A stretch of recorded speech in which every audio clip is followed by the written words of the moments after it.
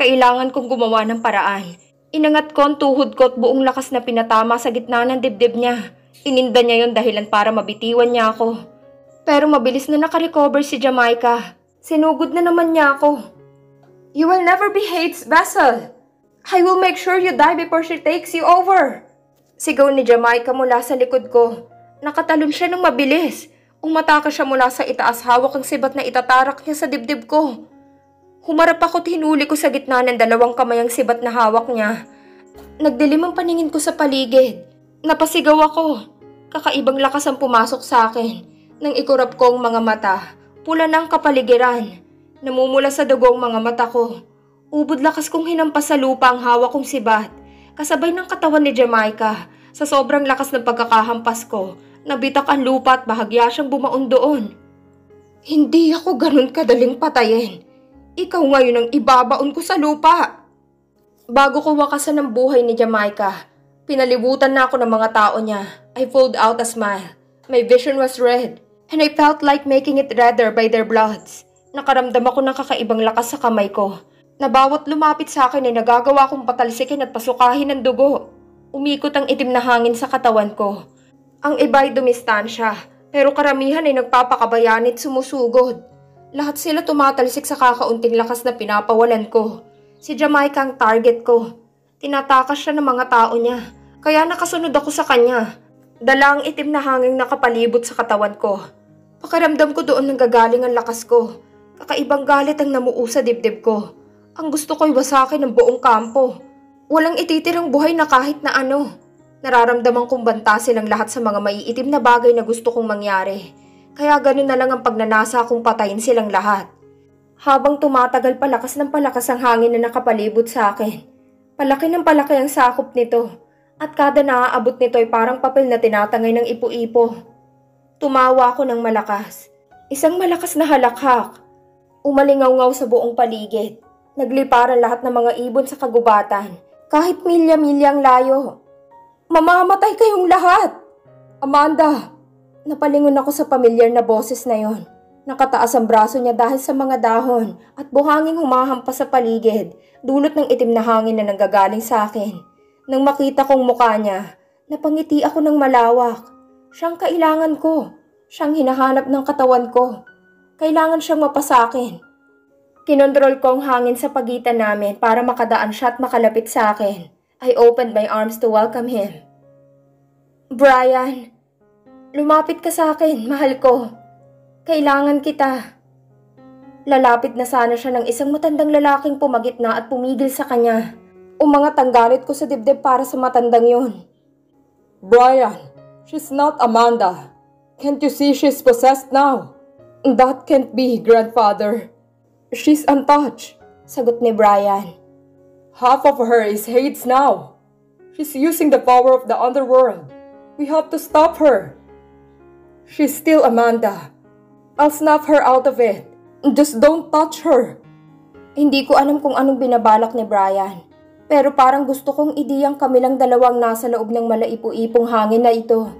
Walang pwedeng makialam sa amin. Hinigop siya ng hangin palapit sa akin. Sinalubong siya ng nakabukas kong mga bisig. Niyakap ko siya ng mahigpit. Binulungan sa tenga. "Akin ka, Brian. Akin ka." "I have always been yours, Amanda. I always will be." Ganting bulong niya sa akin. Ginagap ni Brian ang mga labi ko. Hinalikan niya yun ng masuyo at madiin. I couldn't help but gasp. I moaned in pleasure on his mouth. Lust started to form in every part of my body. He touched me. I was sore everywhere, but when his hand touched my wound and pain, it was gone. He's giving me life. He's giving me a breath of pure, holy air in my mouth. "Come back to me, Amanda mo. This is not you. Come back to me." Bulong niyang muli sa tenga ko. Humupa ang maitim na hangin sa paligid ko. Nakaramdam ako ng panghihina pero mas naging magaan ang puso ko. Nabalot ako ng galit, ng paghihigante, at ng kasamaan. Makapangyarihan ako pero mabigat ang dibdib ko. Nang mabuwal ako, sinaluwa ko ni Brian at pinangalagaan sa kanyang mga bisig. Kasabay ng kapangyarihang bumalot sa akin. Nawala na rin ang mabigat na puot, galit at paghihiganti sa puso ko. Muli akong hinagkan ni Brian. Amanda, darling. Brian, sumilay ang magandang ngiti sa mukha niya. You're back, my love. Nakabalik na nga ba ako? Akin pa bang katawang ito? Pakiramdam ko'y kalahati ng pagkatao ko'y hindi ko nakilala. Mahinang tawag ni Brian ang nagpagising sa akin. 4 na matatandang lalaki at babae ang nakapalibot sa amin ni Brian. Thank God you're awake. You passed out. Nasaan tayo, Brian? Pinilit kong bumangon pero pinigilan niya ako. Naalala ko kung anong nangyari. Kinapa kong sugat ko sa braso pero wala na yun doon. Natakot ako sa bilis ng paggaling nito. Ako na ba si Hades ngayon? Nasa loob na ba siya ng katawan ko? Don't panic, it's me. My touch has the power to heal you. Hanggat nasa tabi mo ko, walang masamang pwedeng mangyari sa'yo. Tumango naman ako. Si Brian lang ang meron ako. Lahat ng sasabihin niya paniniwalaan ko. Mahal na mahal ko siya. Tumingin lang ako sa salamin niyang mga mata na papanatag na ang dibdib ko. Marami kaming pagsubok na pagdadaanan. Pero ipinapangako ko sa sarili ko hanggang nasa mga mata ni Brian ang pagmamahal niya sa akin. Hindi ako maliligaw at makakalimot. They have prepared a feast for you. You need to come out. Tumawa ako ng pagak. I don't deserve it. I almost killed them. Serve them right for trying to kill you first. Naalala ko si Jamaica. Anong nangyari kay Jamaica? She's fine, unfortunately. The elders didn't allow me to burn her for hurting you. Napatitig ako sa kanya. He was prepared to kill an old friend who has tried to kill me?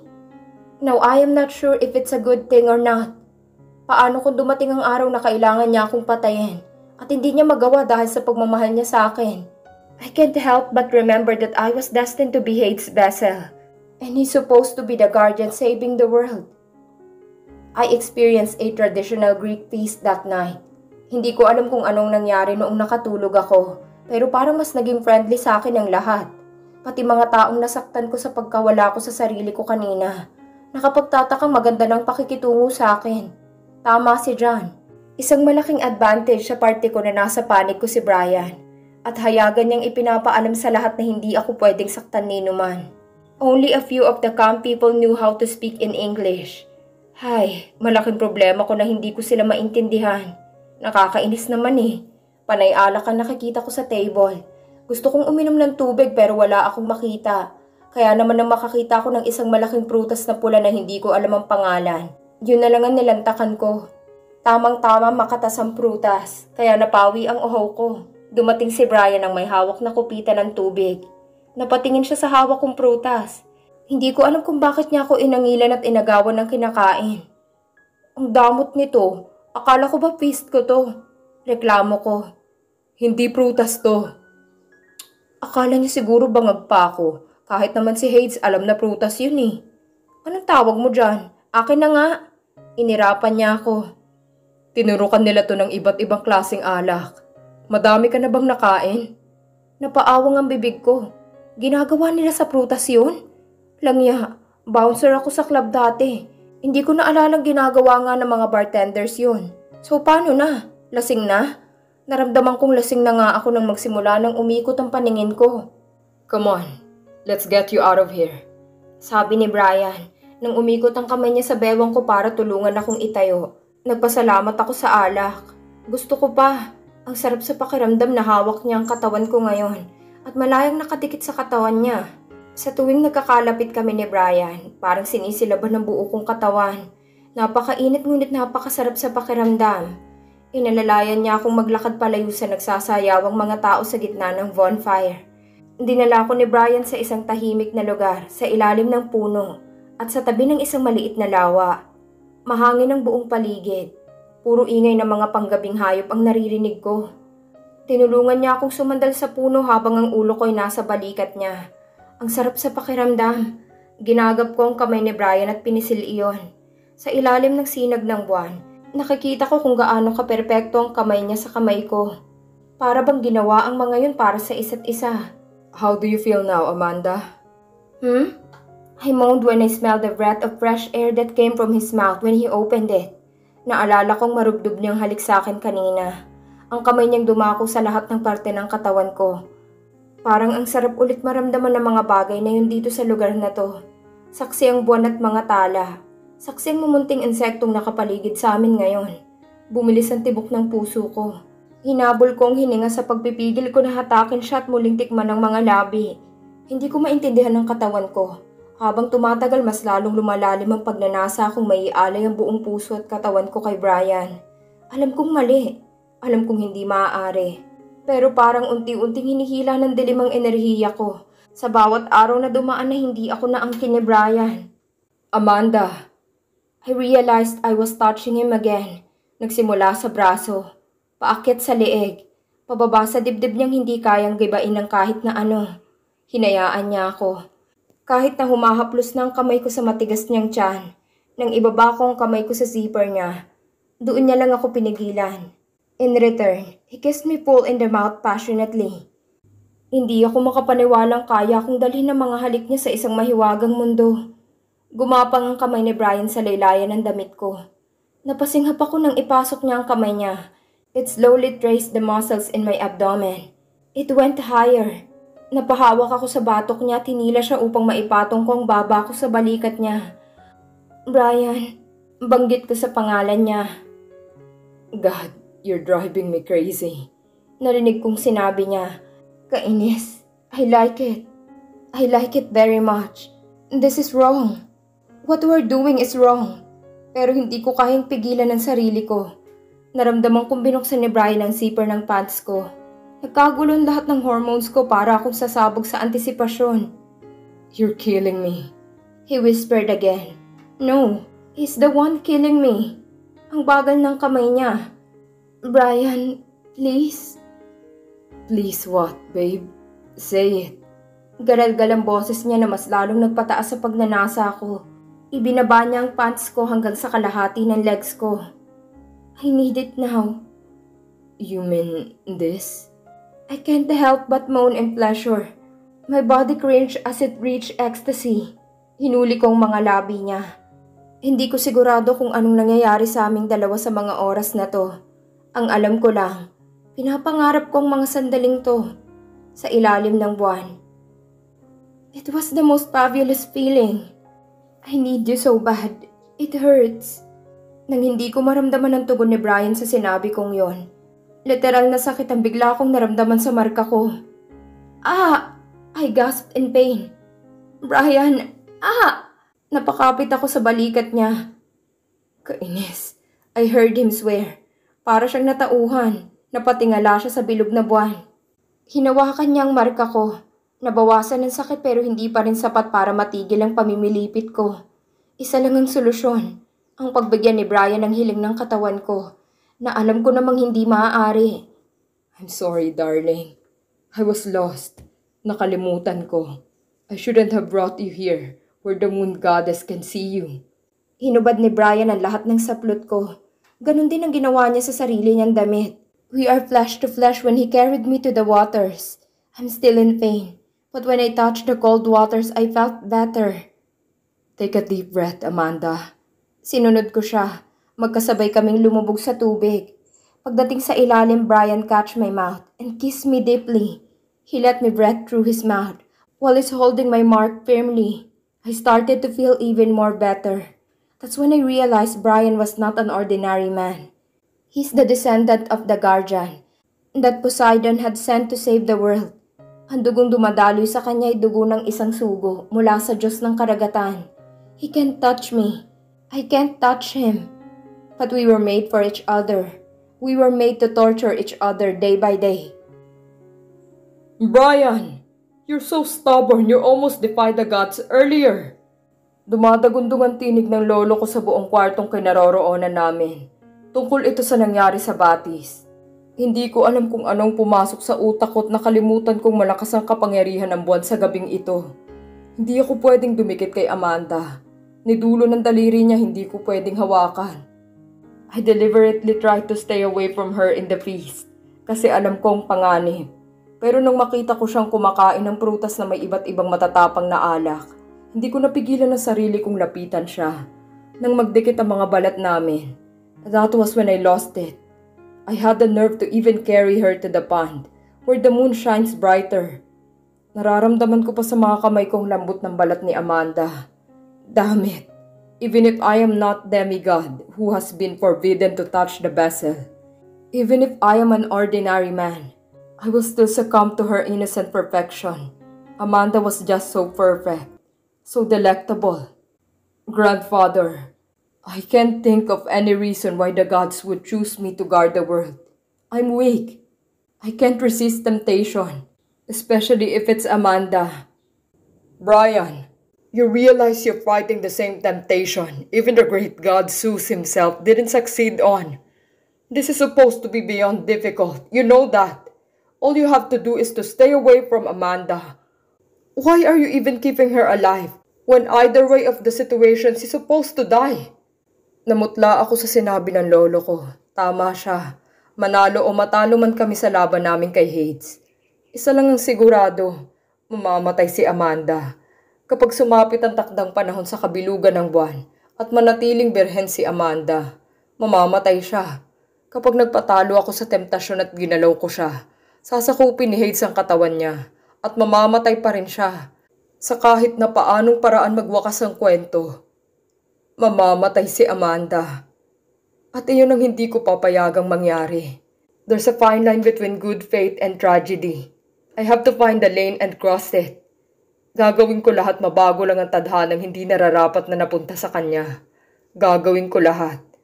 Kahit pa ialay ang sarili kong buhay sa Diyos ng underworld kapalit niya. Gagawin ko. Brian, napalingon ako sa tawag ng isa sa mga pinuno ng tagapagbantay ng kampo. Foreman waiting for you outside the boundary, he said in Greek. Alam ko kung sinong tinutukoy niya. Sina Ares at ang mga kasamahan nito. Pinadala ko sila sa isang misyon. Ngayong sapat ng kaalamang natuklasan nila, narito sila para mag-report. I will meet them, sagot ko. Ilang araw nang nakakalipas simula nang ipadala ko sila sa kuta ng Hades upang mag-espiya. Sa loob ng maikling panahon nagawa nila ang misyon. Nakapagtatakang kakaibang galing ng grupong ito. Kung sa bagay hindi sila magiging direktang kanang kamay ni Shanti Villarreal, kung hindi sila magagaling. It cost me a fortune hiring them. Hindi lang yon. I risked the secrecy of everything that's been going on in my family for centuries now. Anong natuklasan nyo? Tanong ko nang makaharap ko sila. Tama ka ng hinala tungkol sa tunay na dahilan ng pagkawala ni Marcos Espiro. Sa Hades, ilang taon nang nakakaraan. Hindi siya tumiwalag sa grupo. Pinerpekto niya ang mga orasyong nakasulat sa itim na libro ni Hades. Ang pagtakas niya patungong Pilipinas ay isa lamang palabas. Napaawang ang mga labi ko sa sinabi niyo ni John. Malakas ang kutob ko noon pa man na si Marcos Espiro ay isa sa mga haliging sinasandalan ng Hades. Kaya imposibleng pagkatiwalag nito. Hindi naniniwala ang lolo ko sa palabas. Isang masamang tao si Marcos. Kaya ginawa niya lahat mahanap lang ito at mapuksa. Sinadya nitong tangayin sa pagtakas ang dalawang bagay. Ang Dark Book of Hades at ang Ritual Enchantment. Through the Ritual of Enchantment, he was able to make his own granddaughter a vessel for their goddess Hades. Si Amanda. Dahil nasa pangangalaga mo si Amanda, ay hindi sila magkaroon ng pagkakataon na isagawa ang ritual. Pero I'm warning you, Brian. Anytime na pwede nilang isagawa yun. Kaya anytime pwede ka nilang lusubin para makuha si Amanda. Handa ako. Hindi ko pinag-aalala yun. Pero may isang bagay akong kailangan linawin. Bakit ang lakas ng kapangyarihan ni Amanda? Wala pa sa katawan niya si Hades, pero bakit parang kaya na siyang kontrolin nito? Tama bang suri ko? Unfortunately, Villamor, yes. Nakawala ng espiritu ni Hades sa underworld. Kaya malakas na ang epekto niya kay Amanda. Remember, they have the goblet, the book, and the enchantment. Si Ares ang sumagot. I discovered this through Amanda's sister herself. Dahil mahigpit ang seguridad ni Amanda. At wala sa loob niyang kusang ibigay ang pisikal niyang katawan kay Hades. Sinikap nilang baguhin ang nakatakda. They performed another ritual making Rochelle as Hades' vessel at nagtagumpay sila. Ano? Hindi ako makapaniwalang nakawala na naman sa underworld si Hades. Sa kabilang banda, parang nakakita ako ng kaunting pag-asa sa kalagayan ngayon ni Amanda. Kung ganun, Hindi na nila kailangan si Amanda. Hindi na siyang vessel, tama ba? Pero bumaba ang balikat ko nang umiling si Ares. Walang lakas si Hades sa katawan ni Rochelle. Wala siyang kapangyarihan. Nagagawa lamang niyang palabasin ang kapangyarihan sa pamamagitan ni Amanda. Kapag nakaramdam si Amanda ng matinding kaba, matinding galit at matinding lungkot, nagagawang makapasok si Hades sa utak niya. Pero kapag nagiging normal na ang sistema ni Amanda, sinisipa siya ng katawan nito. Yun ang eksplanasyon kung bakit paminsan-minsan ay hindi ko kilala si Amanda. Kapag pumupula ang mga mata niya, nakakaramdam ako ng malamig at maitim na enerhiyang bumabalot sa kanya. At kapag nilalapitan ko siya, humuhupa anumang negatibong emosyong bumabalot sa kanya. Kaya napapalayas niya si Hades sa utak niya. Kung nakalabas na ang espiritu ni Hades, paano ang selyo ng underworld? Kinakabahan kong turan. Huwag kang mag-alala. Hanggat buhay ka, mananatiling sarado ang underworld. Kailangan pa rin nila ng dugo ng guardian. Isa pa, hindi kayang buksan ni Hades ang underworld kung katawan ni Rochelle ang gamit niya. Kailangan niya makapasok sa katawan ni Amanda. Dahil si Amanda pa rin ang original na vessel. May isa ka pang importanteng bagay na dapat malaman. Bukod sa hindi mo pwedeng galawin si Amanda, hindi rin siya pwedeng magalit sa'yo. Dagdag na babala ni Ares. Bakit? Dahil ikaw lang ang may kakayahang kalmahin siya. Napabuntong hininga ako. Kapag nagalit sa'yo si Amanda at hindi humupa ang emosyon niya, makakaya ni Hades na manipulahin ang utak ni Amanda upang patayin ka. Kapag nangyari yon, mabubuksan niya ang underworld. Mas lalong lalakas ang kapangyarihan niya at magagawa na niyang sakupin ng buo ang katawan ni Amanda kahit sa selyado pa ito.